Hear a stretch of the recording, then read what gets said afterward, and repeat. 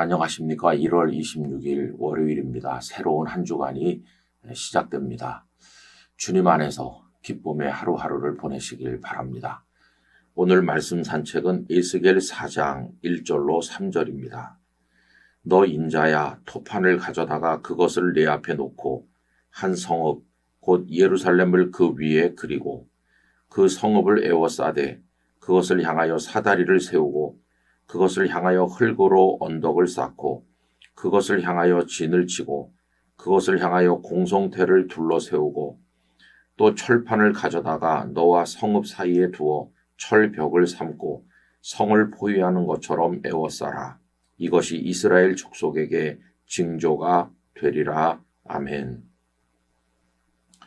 3장에서 파수꾼의 사명을 에스겔에게 말씀하신 하나님께서는 이제 4장부터 에스겔이 감당해야 될 사명을 주시는 것을 보게 됩니다. 그런데 그의 첫 사명은 입으로 전하는 것이 아니라 행동으로 전하는 사명이었습니다.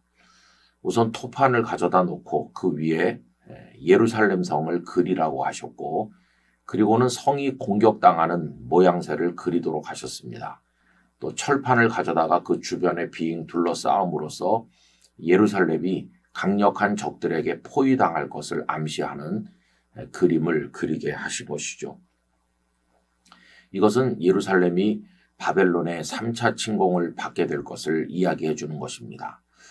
에스겔은 바벨론의 2차 침공이 있었던 BC 597년에 포로가 되었는데 이제 몇 년 후에 세 번째 침공이 있을 것이다 하는 것을 하나님께서는 그 그림을 통해서 말씀해 주시는 것이죠. 실제로 주전 588년에 바벨론의 군대가 올라와서 예루살렘을 포위합니다. 그리고 1년 6개월 정도 그 포위가 지속되다가 BC 586년에 성이 함락되면서 유다가 멸망하게 됩니다. 여러분, 이 포위당했을 때 먹을 것도 다 떨어지게 되죠. 그래서 오늘 에스겔에게 하신 말씀 중에 보면 왼쪽으로 누워서 390일을 보내라. 이 백성들이 하나님 앞에 저지른 죄에 대한 대가를 치르는 모습을 그렇게 말씀하는데, 왼쪽으로만 누우라는 것은 아마도 예루살렘을 향하여 누우라 그런 말씀으로 여겨지고요. 그리고 그때 먹을 것이 똑 떨어지는데 식량이 떨어지는 모습을 이렇게 표현했어요. 하루에 20세겔로 먹으라. 20세겔은 여러분 228g 정도 됩니다. 228g으로 한 사람이 하루를 배부르게 지날 수는 없는 것이죠. 또 물도 부족한데 6분의 1 흰이라고 하는 것은 0.61리터 정도 되니까 요만큼 정도 돼요. 물 요만큼으로, 그리고는 하루에 228g으로 버텨야 된다. 그리고 연료도 떨어져서 인분으로 그걸 구워서 떡을 만들어 먹게 하신다. 여러분, 그 성 안의 상황이 얼마나 비참해질 것인가, 이것을 보여주는 거죠.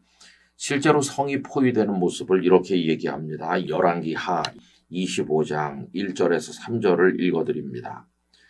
시드기야 제9년 10째 달 10일에 바벨론의 왕 느부갓네살이 그의 모든 군대를 거느리고 예루살렘을 치러 올라와서 그 성에 대하여 진을 치고 주위에 토성을 쌓음에 그 성이 시드기야 왕 제11년까지 포위되었더라.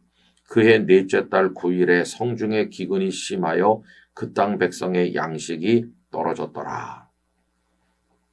여러분 기억하십니까? 예레미야도 성이 포위되었을 때 시위대 뜰에 갇혀 있었고 시드기야의 왕명으로 떡 한 덩이씩 주게 했는데 다른 백성들은 굶는 사람들도 많이 있었을 것입니다. 결국은 이렇게 예루살렘이 무너지고 만 것이죠. 하나님께서 에스겔 선지자에게 주신 첫 사명이 행동으로 말씀을 전하는 거였습니다.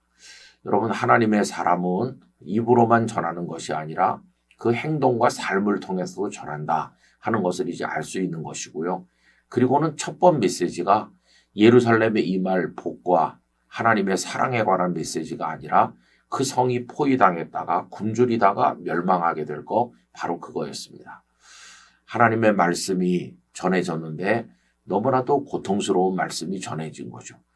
여러분, 우리들에게도 때때로 하나님께서는 진노의 말씀, 책망의 말씀을 주시기도 합니다.